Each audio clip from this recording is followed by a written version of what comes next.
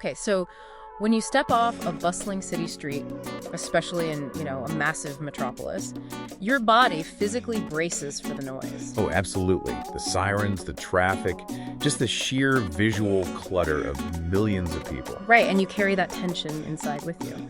So today we are doing a deep dive into the architectural blueprints, the structural engineering math, and Studio Arthur Casas' own design manifestos for the AC PHM apartment in São Paulo. Yeah, and our mission here is to really uncover how high-end architecture mitigates that urban chaos to create what is essentially a true sanctuary of silence. Exactly. I mean, if you close your eyes and picture a sleek, minimalist concrete and wood sanctuary, you are basically already in the headspace of this design. Which is so needed because São Paulo is, well, it's the absolute definition of urban intensity. Oh, for sure. And the only way to counter that level of sensory overload is through incredibly intentional design. We are looking at a masterclass in psychological architecture here. And it starts with the studio's core philosophy, right? That whole from the object to the landscape idea. Yes, exactly.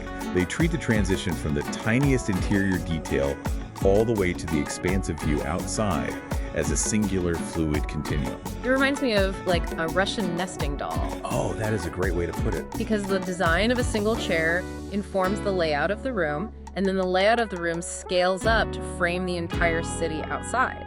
Every single layer dictates the next. Yeah, and that holistic approach is fundamentally humanistic. It focuses entirely on how a space actually feels to the body moving through it. Right, the physical experience. Exactly.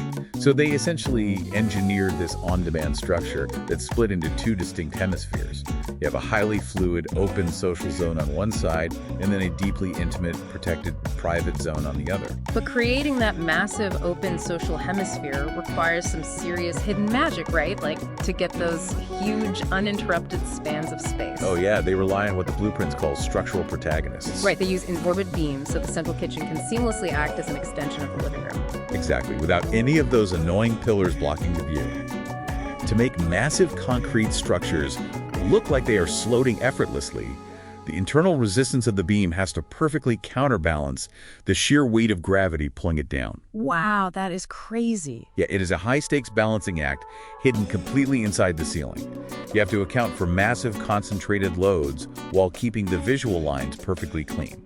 Okay, but here is where I have to push back a little bit. Go for it.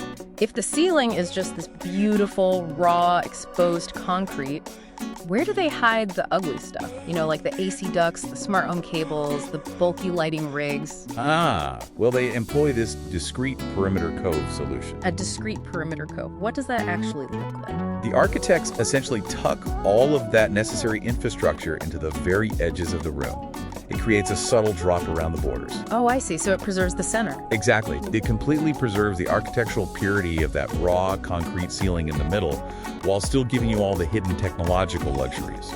Okay, so you have this raw, brutalist, concrete shell hiding all the tech. But how do you stop that from feeling like, a parking garage? That is a very fair question. Because, how do you make a concrete box actually feel like a warm, inviting home? Well, the answer there is materiality. They use contrasting textures to physically guide your emotional state as you transition between those two hemispheres. Like a sensory cue. Exactly. In the social zones, they lay down Santa Margherita terrazzo.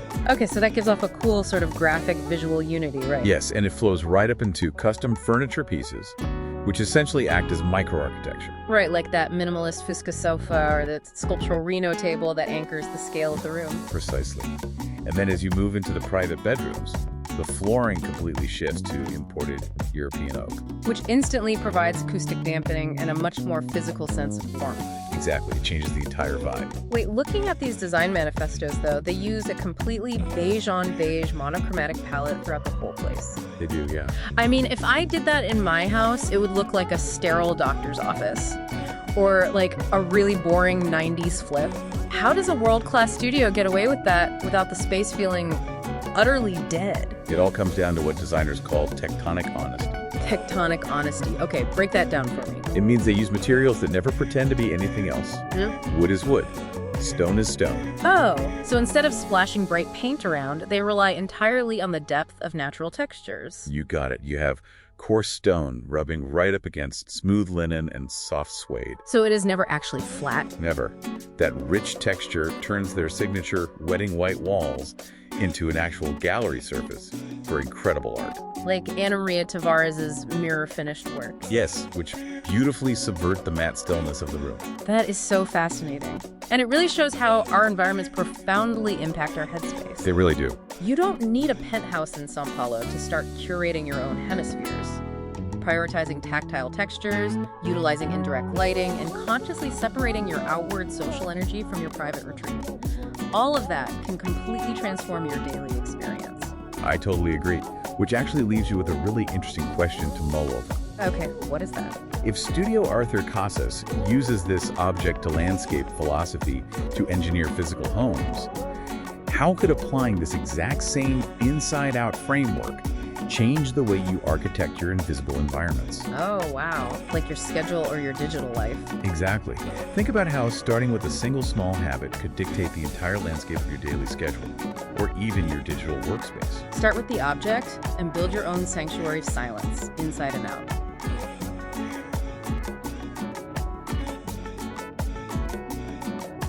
And what's really fascinating is how this entire philosophy shifts based on geography. What do you mean? Well, in São Paulo, the apartment thrives on urban neutrality to block out the city. But in their Rio de Janeiro projects, they use travertine stone floors to literally reflect the coastal sand outside. Oh, I love that. Right. And in Lisbon, they use traditional Portuguese tiles for what they call blue protagonism, making the color blue the star of the show to match the local culture. So it's really like a bespoke suit. The precise structural tailoring is always Arthur Casas, but the fabric changes entirely based on the climate of the city. That's a great way to put it. But ultimately, how does this level of extreme customization actually translate into the everyday experience of the person living there? Architecture basically becomes a sensory continuum, far more than just shelter. By applying the inside-out philosophy, a home becomes a cohesive narrative, linking the smallest tactile detail, like that coffee cup, to the expansive world outside.